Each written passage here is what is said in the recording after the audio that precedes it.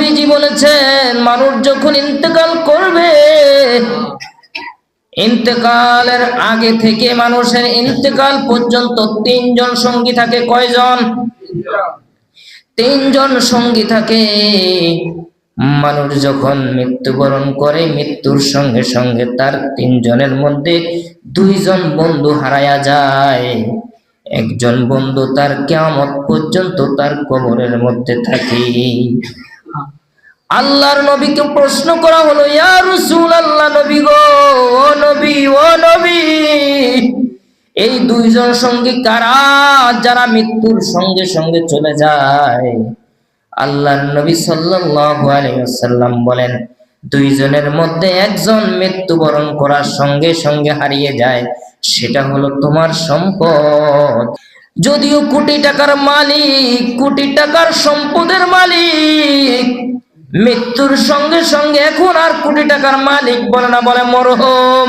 আমার নবী বলেন তিনজনের একজন সঙ্গী হারায়া গেছে, আর একজন সঙ্গী তার কবর পার পর্যন্ত যাবে। আল্লাহু আকবার কোন। তারা হলো আপনার সন্তান, তারা হলো আপনার প্রতিবেশী, তারা হলো আপনার নিকটাত্মীয়, দূরাত্মীয়। আল্লাহর নবী কয়, উম্মত, দুইজন সঙ্গী তুমি চিরজীবনের জন্য হারায়া ফেলছো। এই দুইজন আর কোনদিন তোমার কাছে যাবে না,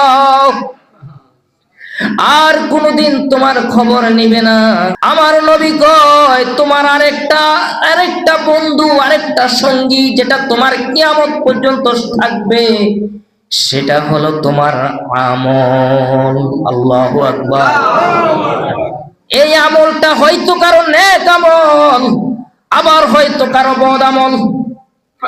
আমার নবীজি কয়, উম্মত, যদি তোমার নেক আমল হয়, সঙ্গে সঙ্গে তোমার কবরটা নূরে নূরান্বিত হয়ে যাবে, তোমার কবরটা আলোকিত হয়ে যাবে, কবরের মধ্যে জান্নাতি হাওয়া আসা শুরু হয়ে যাবে।